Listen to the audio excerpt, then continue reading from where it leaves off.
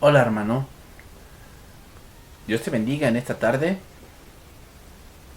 que Dios nos ha permitido vivir hasta este momento a pesar de todas las circunstancias que hemos estado viviendo durante ya más de un año.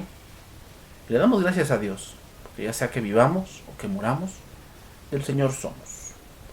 Bien, vamos a continuar con esta serie que estamos llevando estos días jueves. Eh, Vamos a continuar con esta serie que se llama Los Milagros de Jesús.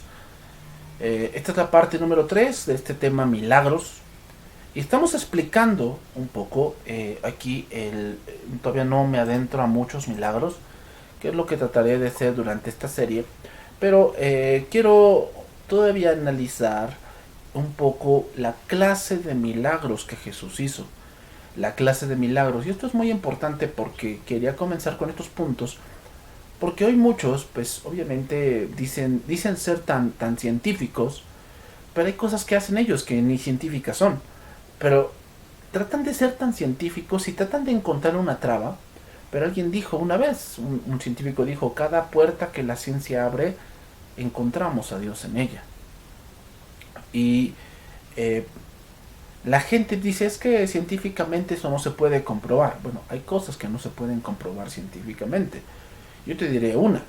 Eh, si yo te preguntara, ¿qué comiste ayer? ¿Qué comiste ayer? Tú me podrás decir que comiste algo. Yo te lo diré, demuéstramelo científicamente.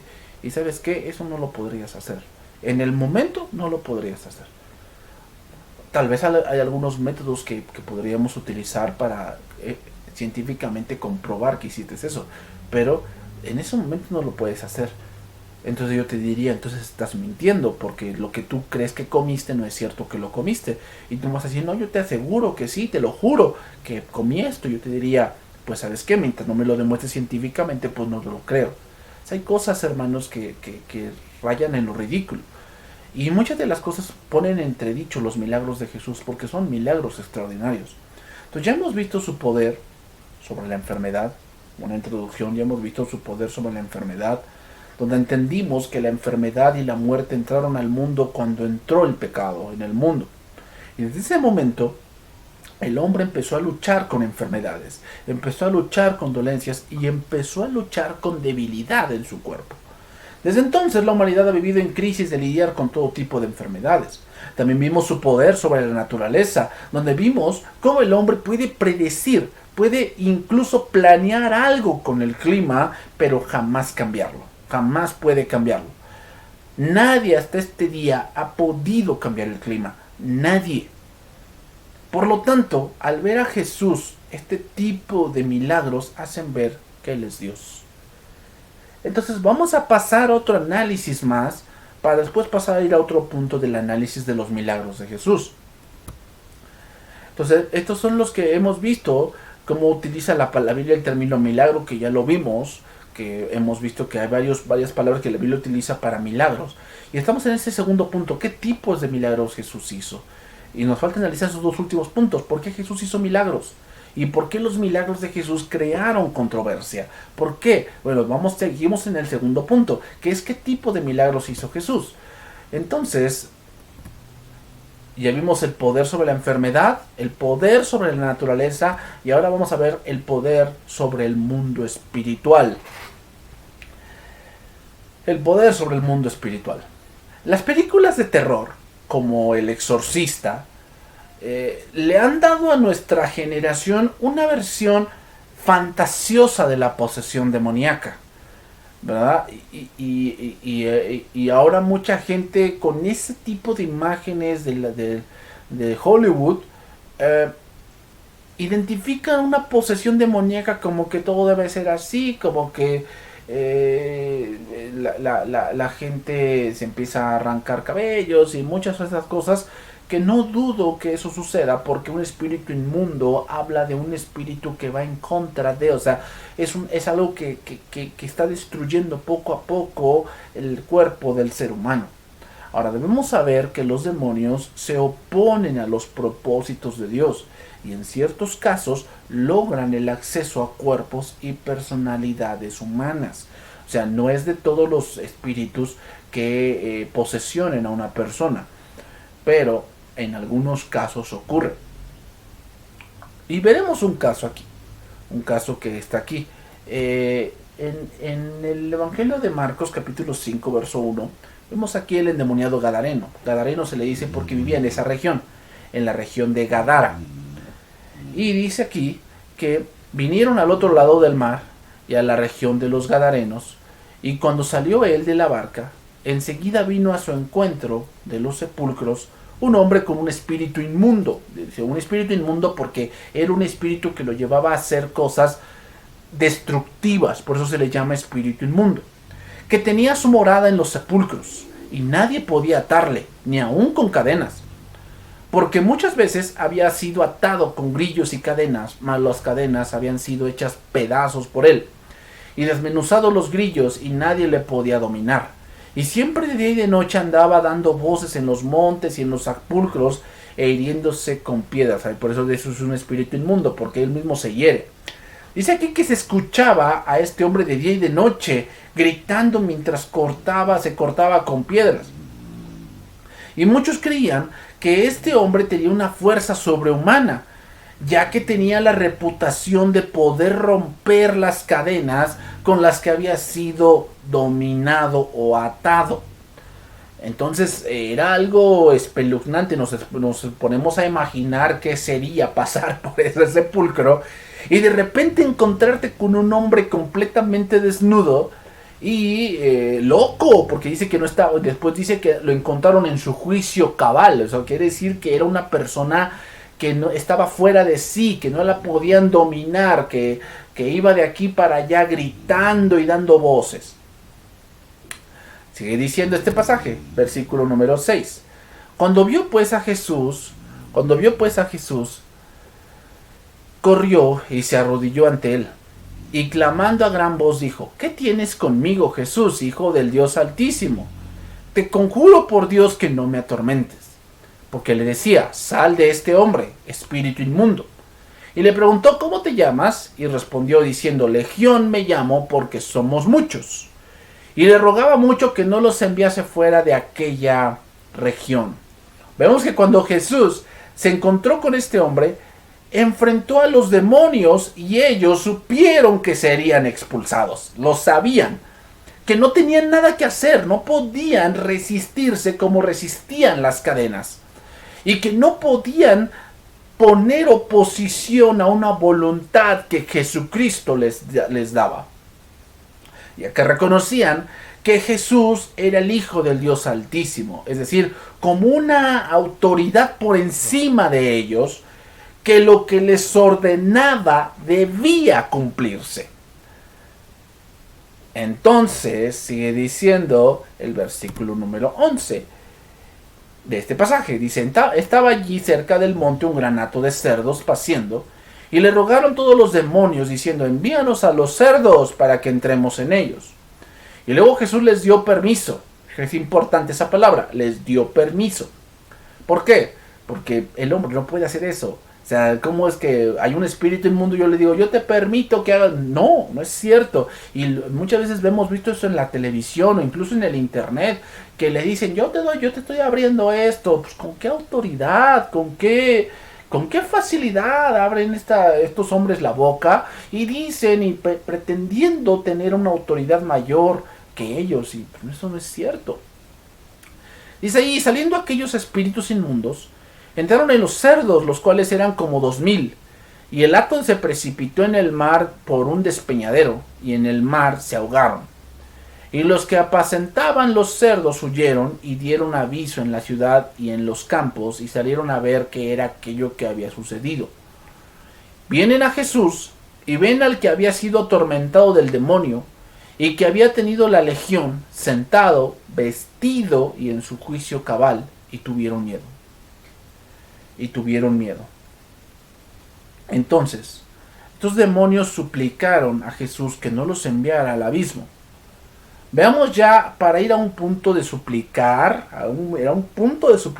como pidiendo permiso, habla de la gran autoridad de Jesús sobre el mundo espiritual. Suplicaron que los enviara los cuerpos de un gran hato de cerdos que estaba pasando cerca. Jesús les concede su petición.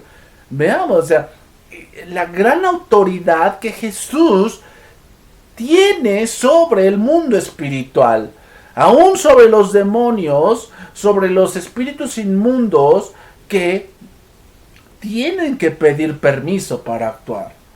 A su mandato, los hombres dejaron al hombre, los demonios dejaron al hombre y se apoderaron de los cuerpos de los cerdos que luego se abalanzaron cuesta abajo para morir en el fondo del mar.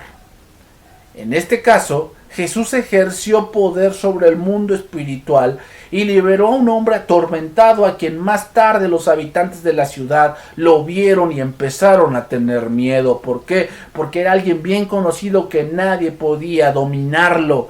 ¿Y cómo era posible que viniese un hombre y no con cadenas ni grillos, sino solamente con su voz mandara y ahora él estuviese en su juicio cabal? Eso era algo impresionante. Es interesante que este milagro tiene dos efectos. Número uno, miedo por quienes conocieron a este hombre en su etapa de endemoniado y rogaron a Jesús que se fuera. Y número dos, el hombre que había sido liberado de los demonios quería ir con Jesús y quería ser su discípulo.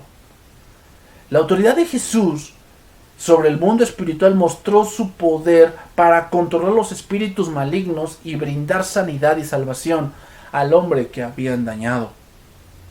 Y de estos milagros vamos a ver muchos de ellos. Y después analizaremos bajo esta serie otros milagros más. Pero es impresionante tener en claro cómo Jesús tiene esa autoridad que vemos en otro milagro más adelante que veremos, que dice que cuando Jesús se presentó delante de un endemoniado, el endemoniado dice que de repente se abalanzó y le dijo: ¿qué tienes conmigo? Jesús dice: yo te conozco, tú eres Jesús, el Hijo del Dios Altísimo. Y le dijo Jesús: cállate y sal de él. Eso es impresionante. Si nos remontamos a lo mejor a esa película del exorcista, no vemos esa autoridad. Vemos como dos hombres que son de la religión popular se enfrentan a una niña que tiene un espíritu inmundo, pero no pueden dominarlo. No me imagino a Jesús en ese punto. No me imagino a Jesús así. Yo me imagino al maestro teniendo esa gran autoridad y llegando, y solamente al punto de su voz las cosas se realizan porque él lo dice. Pero vamos a ver otro punto que vemos acá. Dice aquí: les contaron lo que lo habían visto, cómo les había acontecido al que había tenido el demonio y de los cerdos, y comenzaron a rogarle que se fuera de sus contornos. ¿Por qué? Porque fue algo extraordinario. Pero muchas veces, hermanos, cuando los milagros de Jesús ocurren, o te arrepientes, o quieres que esas cosas se detengan para no verte tú avergonzado de lo que está ocurriendo. Pero vamos a ver otro punto: el poder sobre la muerte. Aunque tenemos la tendencia a ignorar nuestra mortalidad, hay muchos elementos que nos recuerdan la realidad de la muerte. Los padres se convierten en abuelos y se debilitan con la edad. A veces la vida de algunos jóvenes se va cegada antes de tiempo por causa de accidentes automovilísticos o enfermedades.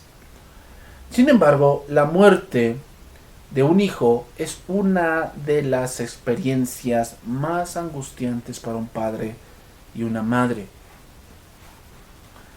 En Marcos capítulo 5, siguiendo este pasaje, Marcos capítulo 5, verso 35, vemos este pasaje y vemos este milagro de Jesús. Mientras él aún hablaba, vinieron de casa del principal de la sinagoga, diciendo: tu hija ha muerto. ¿Para qué molestas más al maestro? Pero Jesús, luego que oyó lo que se decía, dijo al principal de la sinagoga: no temas, cree solamente.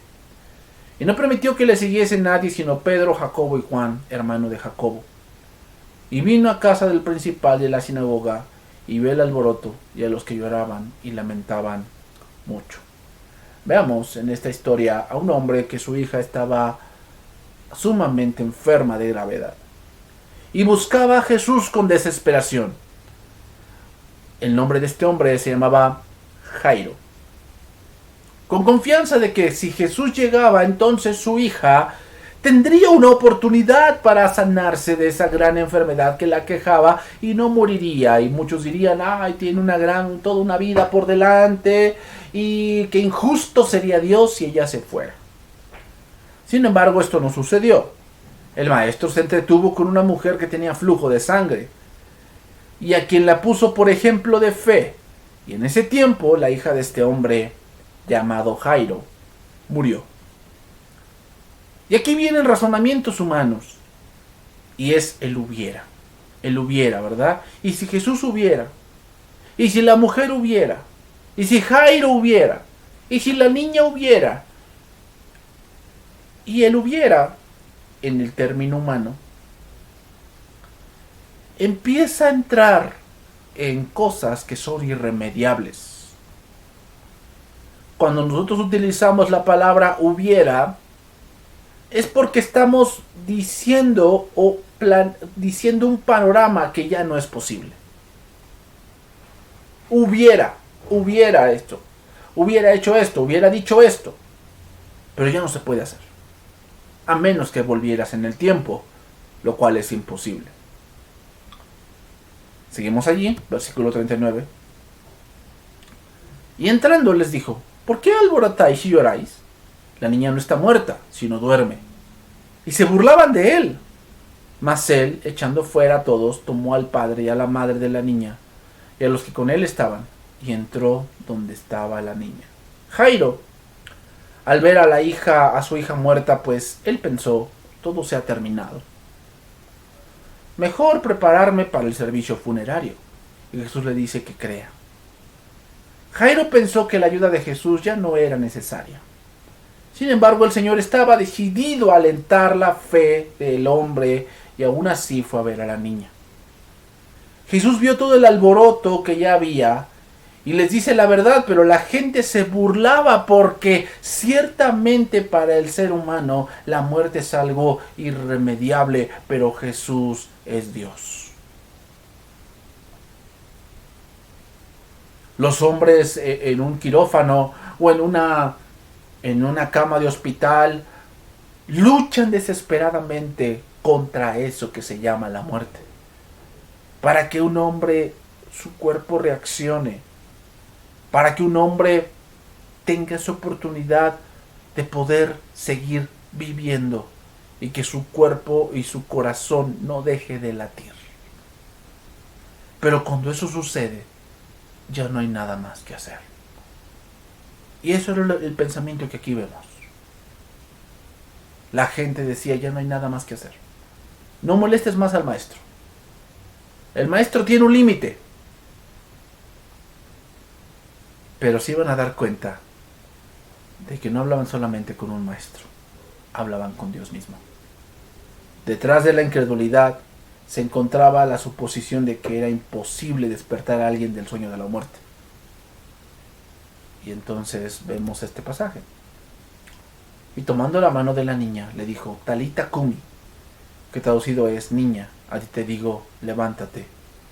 Y luego la niña se levantó y andaba, pues tenía 12 años, y se espantaron grandemente.